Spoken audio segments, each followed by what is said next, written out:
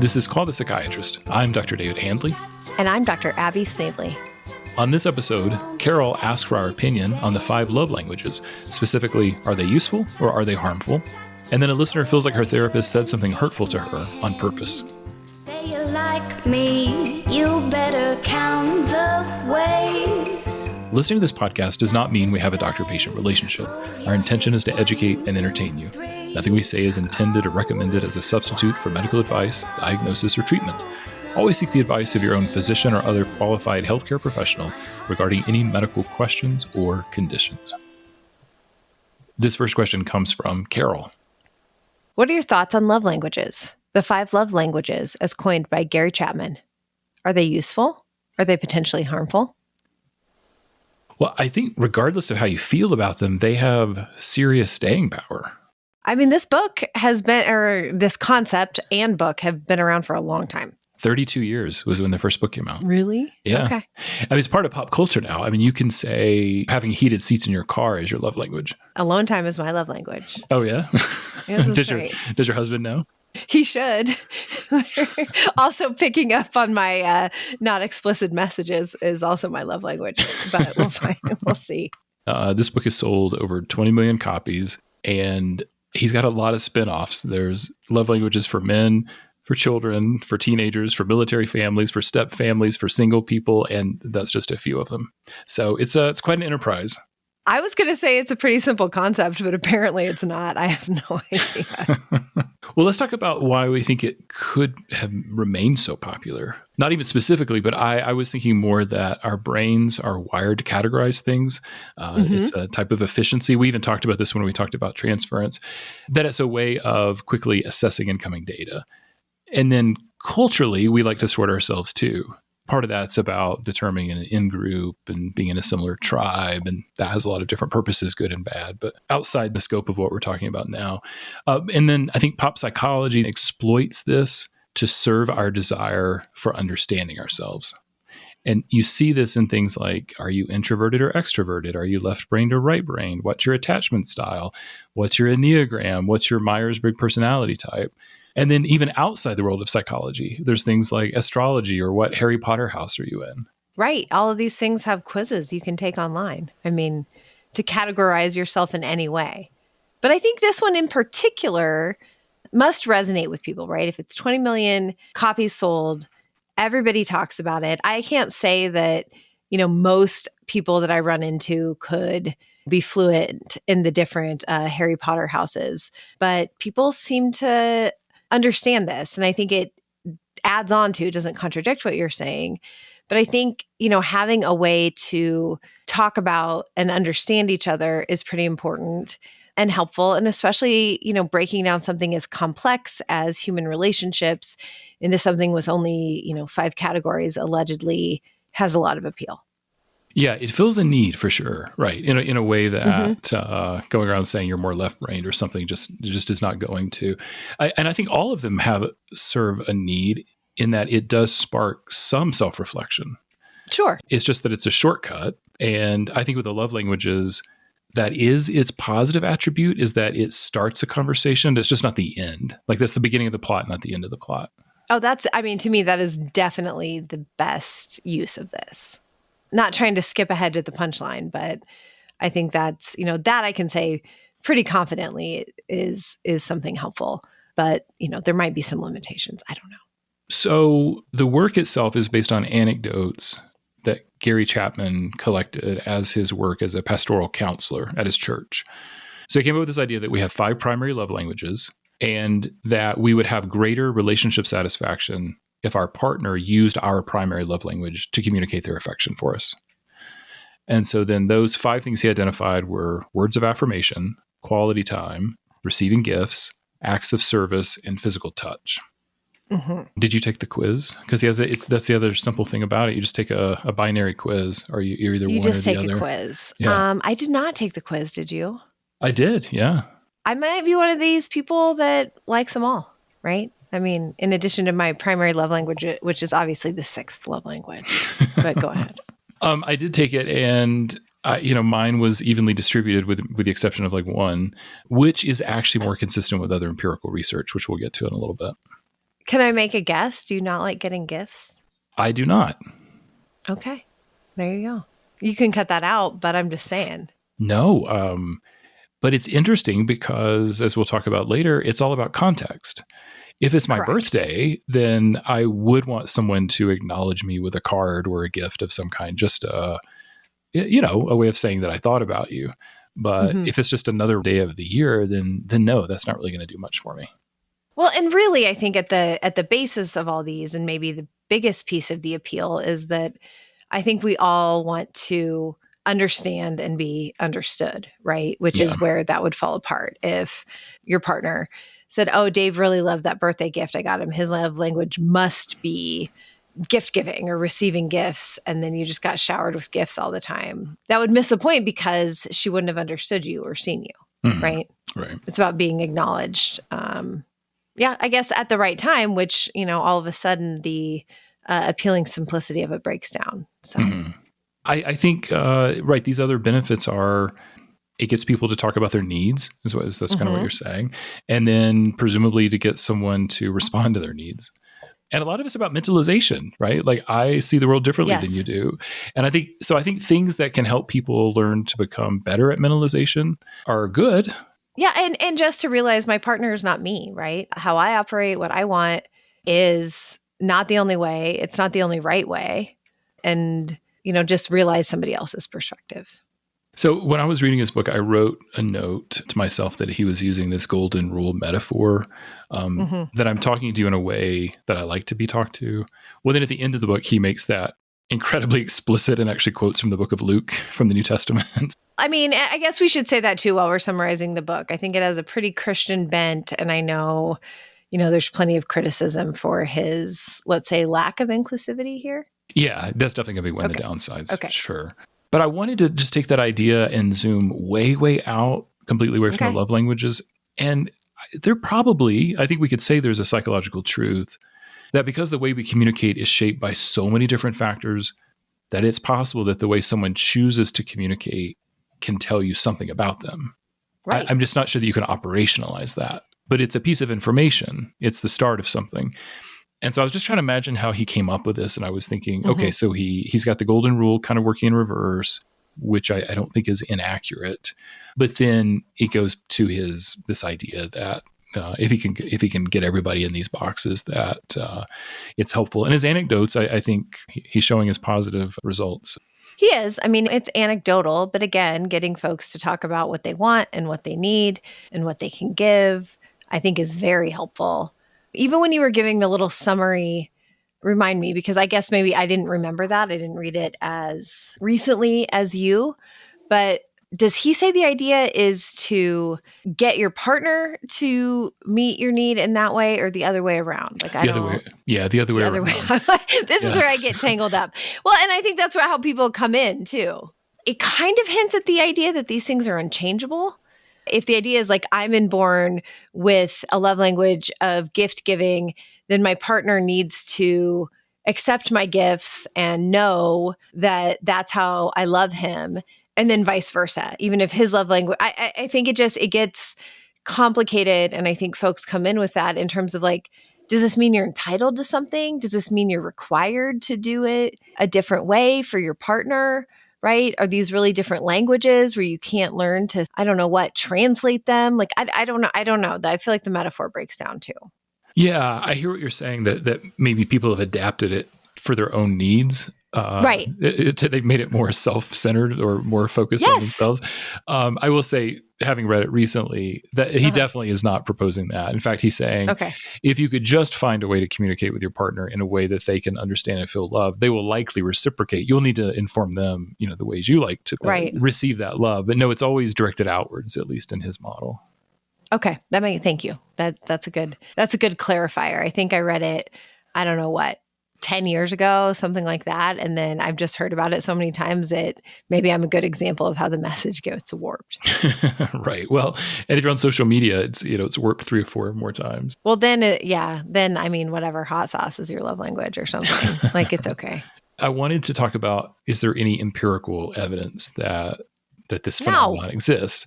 Well, we're lucky we have this paper from the University of Toronto that was published just last month, and they did a very nice job summarizing the different studies where people have tried to find evidence. And I'll actually link to that paper in our episode notes. But they take us 3 assertions, and then they look at the studies that have been done. So one, that everyone has a primary love language. What was really interesting is if you give people surveys where they have more of a spectrum, a 5-point scale, for example, as it turns out, people value all of them. And like I said earlier, then context is probably important. Like I may value different things at different times, but all of these things sometimes are important to me. The second assertion being that there's 5 love languages. So not a lot of evidence for that. In fact, there's a few other categories that relationship experts talk about. Things like supporting your partner in their life outside of the relationship. How do couples manage conflict? How do you incorporate your partner into your social life or your other supports? And this, I think, is where his sample is skewed. And you alluded to this before, is, he's really targeting married, heterosexual, religious couples, and not even just religious. I think early on, especially, I mean, he's a Baptist. He's like Christian, right? Yeah. Christian, but even more, I'm sure it's not a monolith, but more fundamentalist even. So I think, again, his sample is skewed. He talks about that it's relatable to all cultures everywhere. It's been translated into many languages. But anyway, there's no evidence that we're limited to those 5. No. And then the third assertion is that if you speak your partner's love language, your satisfaction improves. And studies are a little more mixed on this one. But even in the studies that support the idea, it seems that if your partner is trying with any love language, you're going to feel better in the relationship. So it may not necessarily be that they're speaking this one that you prefer. It's that there's actually effort being made. There's energy being put into the relationship. Which, again, I think speaks to the idea that somebody's paying attention to that you need something, right? And maybe they're not giving it to you and they're trying to figure it out. That feels like that would go a long way. Yeah, effort counts. Yeah, man. So what about downsides? I think we've been touching on those a lot. I think if you get too rigid with anything, I think you may have already talked about this, but you can't put your partner in a box. You can't insist that if you weren't addressed in your love language that you've been failed. If it becomes too rigid, if it leads to some kind of entitlement, or if it's actually used as a shortcut, like we said, I think if it opens up a conversation where both people can talk about what they want and need, and maybe it's a shorthand or maybe it's something else. But like, I guess kind of in your example, if someone says, I want acts of service, and if you don't cook dinner for me every night, like you're a bad husband, that's not going to work. And I understand that that's sort of extreme, but it's like, well, if you just want everything done for you, like that could be something else, right? Or if it's treated as immutable, unchangeable, that the people can never like work together. I don't know. I think that can be pretty damaging. And yeah, if it becomes a shorthand that forecloses deeper understanding and conversation rather than opening it up, I guess to me, that would be the major downside or risk. Yeah. And like, don't give my kids this book about your children's love language. I'm sure they would say it's gift giving every time we went to Target or something, right? I mean, like there's some part of it where it's like, if the idea is I'm required to do what you want, it's going to fall apart. Like there's other things besides satisfying that probably go on at the same time.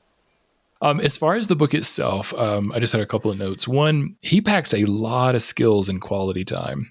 It's not just focused time together. It's about really effective communication. It's the identification and expression of your emotions. So I just want to put that out there. If you're drawn to quality time, that's going to be a lot harder. It's a lot harder to clear that bar than if you're just trying to buy flowers. So I thought that was a bit of a cheat there to say, just do this one thing. And it's like, oh, and by the way, you need to become very effective at communication. Right. I guess the other things would be like, okay, her love language is shopping. Great. I can shop online on my phone. Right. Right.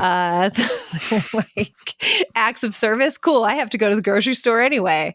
Like there's a lot of things that could sort of be combined or easy. But you're right. Quality time, if it's actually quality, is probably a lot more work. And I bet people have much more different interpretations of what that looks like. That makes sense to me. And then I think it would be remiss not to mention the really creepy chapter, the one where the woman sounds as though, I don't know, she's in an at least emotionally abusive relationship. It's the case where the woman asks, can you learn to love someone that you hate? I think. And basically the upshot is that, yes, you can, as long as you subjugate all your needs and submit to them, including physically submit to them. Yeah. And then maybe they'll think you deserve their attention. Oh, Jesus. Yeah. So I don't think he casts women in a great light, at least not in that chapter. Yeah, that seems really problematic. What do we even say to that? I say that if you hear this and you haven't read the book and you want to avoid that, I think that's all right. Right.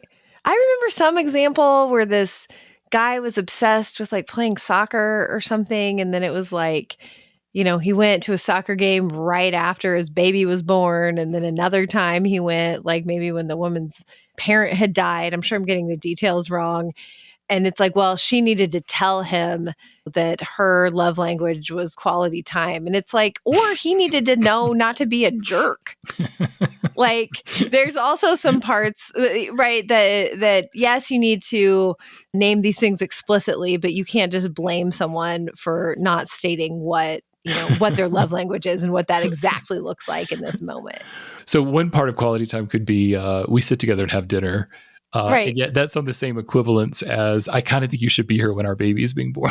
Yeah, correct. Right. Like it's too flattened out. Like as a general idea, it's like, well, if you're trying to decide if you should go do something else or spend time with me, if your only goal is to love me, then spend time with me. But I don't know, man.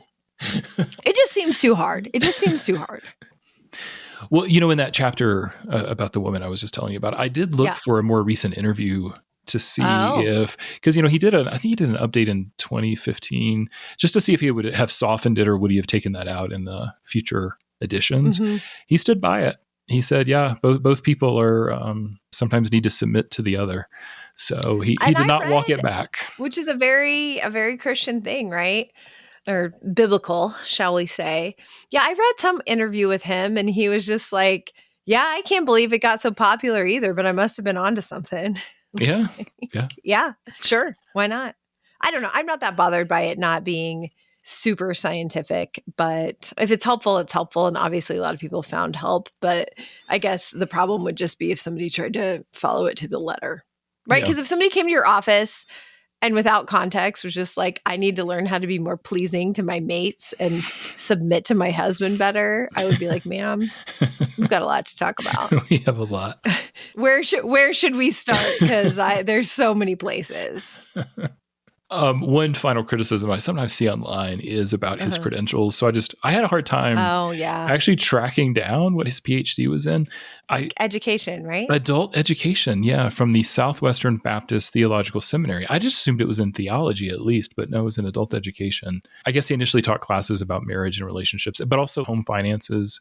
But he's not a mental health professional, and so sometimes people... No, he was just trying to be a pastor, then people were coming to talk to him about their relationships, I think. Yeah, he was just doing what pastors do, and decided that, that this would be useful.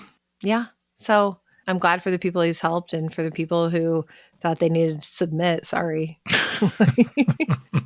I guess in summary, for Karol, I don't think there's any downsides as long as and I'm sure you're a reasonable person, so as long as you don't take it as, I was going to say the word of God, gospel, but that would be... if you will.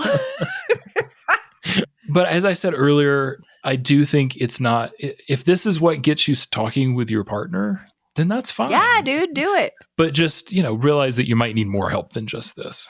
This is right. And if you really want to go deep, probably there's more podcasts and things on the Enneagram, but what do I know? Right. Not that much about the Enneagram, it turns out. Okay. Karol, I hope that's helpful. Thank you for the question. Yeah, thank you. Happy Valentine's Day. This review comes from Amber. Amazing resource. I live with so much stress and anxiety. I need therapy, like a lot. I went on Reddit and searched up therapy, and this podcast came up, so I clicked on it, and now I love it. Well, thanks, Amber. That's awesome. Thanks for leaving the review. Thanks for listening, and I hope you are able to find a therapist and get the support you need.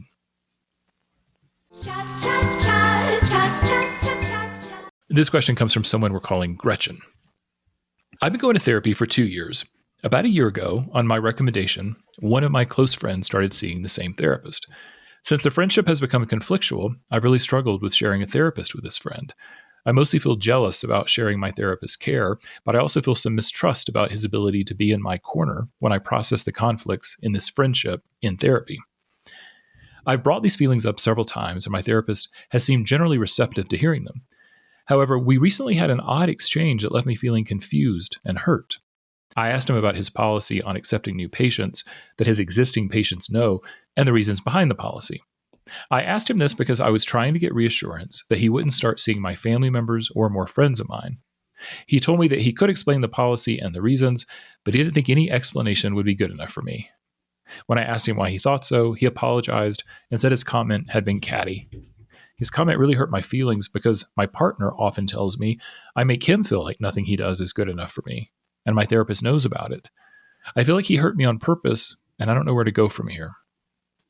This is a rich question. Yeah, and I'm sorry Gretchen's hurt, but yeah, this is actually really interesting. There's a lot of layers. Yep. But the part I think we should start with is her feeling that he did this on purpose, because I really doubt that's true. I think the hard part is that he probably meant what he said, but he didn't mean for it to come out like that. His intention wasn't to hurt, but there was this brief moment when the veil was dropped, a very human moment where he reacted to her in real time, which was informed by their relationship, but he lost the therapeutic stance for a second. And he had to know it didn't land, I think, including, his very quick categorization of it as catty. I'm not sure exactly what he meant, but the sort of apology and acknowledgement sounds like, oh, I said that because, whatever is catty about it or whatever he's calling catty, you're right, would not be something that is like in the therapist's general playbook. I know. And as much as I empathize with what Gretchen's experiencing, I can also empathize with a therapist because I think this has probably happened to all of us. Oh, sure. I think we say this a lot, but because it's a real relationship, you're going to irritate each other sometimes. We also say a lot, this old adage that it's not what you say, but what you say next. And a therapist can recover from this. He failed that part. Yeah, right. I know. Listen, I know. Go ahead. But he can repair this. I'm laughing with recognition. It's not funny. I would feel terrible in that situation. Hurting my patient's feelings is never my goal. So if the laughter comes through, I'm not laughing at Gretchen. It's just like, yeah, dude, we've been there. In a lot of ways, this question is about how we make interpretations or how we confront people, how we tell people things that we think they need to hear. In this case, something about her inability to be satisfied. Yeah. Because that's the therapy part. Like, it's not just casting judgment. It's not just insulting her. There is something in his reaction that's important, but it has to be couched a certain way so that it actually becomes useful to her, not harming her. I mean, it would be easier if we just told people what we thought all the time, but that would be more like a Dr. Phil approach. Well, and I don't think people stick around for that, right? I mean, as they should. There's probably no, they shouldn't. I mean, people might. There's a certain kind of person who might come for judgment, but they can probably get that somewhere else. And I think, she talks about it earlier in the question when she's speaking about her friend or writing about her friend. There is this feeling of she needs him to be in her corner, right? Mm-hmm. And obviously not hurt her feelings, not do anything on purpose. It almost seems like she feels he is on the partner's side, if he's kind of quoting the same thing. But I think that's also part of this balancing act that the therapist is doing, is to convince Gretchen, demonstrate, show that he is on her side, but sometimes being on her side is going to be reflecting things back to her that maybe do need to be worked on or are hard to hear. And maybe he just hadn't done enough rapport building. I mean, I would like to think that after 2 years, they could feel like they had a good working relationship. Maybe there's something particularly vulnerable for Gretchen that day. Sometimes it's about the timing. But I think there's this way of, even if it hurt her, that doesn't mean it's not true. And that doesn't mean he's not on her side, right? Because it's also on the side of the patient that can grow and change and wants to be healthier. It's not just validation. I don't think it can be just validation for most people to get what they want and to have their conflicts resolved. Yeah, I think that's the right word. I think a lot of times people, they can feel the sting of confrontation sometimes because they're so used to the often the stance is more validating. But yeah, there are times, and I don't know if this came up when we talked about interpretations, but yeah, sometimes they're saying things you don't want to hear. If this were delivered just in a different way and in probably many ways that he's made other interpretations, it would still hurt, but it wouldn't have been so much like you've taken my husband's side as if you're keeping score. Or that nothing will ever be good enough for you, right? I mean, something about the good reasons why she has such high standards if she does, or something about why at this time that might be hard. There may be something about kind of loyalty that's from her past that makes her sensitive to that. But there had to be a way to couch it because, he's right. Like Caddy seems like gossiping. Caddy makes it seem like not professional. And maybe something did slip out that was unprofessional. But I still would like to think anyway that he could have said something along these lines in a better way that maybe would have landed with less of a sting and more of an impact, more of a positive impact. Well, I think with these kind of interpretations, you have to focus on the relationship in the here and now. And so it's not just your husband's right. It's in our relationship, this is what has happened. As we work together, I have often had the feeling that you can't be satisfied. This might be an example, it might not. But then there's some self-exploration for the therapist about why does he feel that way? Does he have a lot of evidence? And again, like you're saying, maybe the timing is just off. Like he was going to save this for a little bit later down the road and it just slipped out because he's having a bad day or he was frustrated. Yeah, I think that's right. And I have to wonder about this friend also. I get why she was asking about the policy. I don't know if it would have been better or easier to handle if she just would have come right out and said, I need some reassurance. But my hunch is there had to be something recent that had happened that made her feel like he wasn't keeping his relationship with each of the two friends separate, or that he wasn't taking her side enough or whatever. So again, something in the here and now, or even if he knew about it, I mean, this would require that, but if he were able to even acknowledge that it has been tricky navigating, even if it's just tricky for the patient to navigate the idea that her good friend is in therapy with him too. Mm-hmm.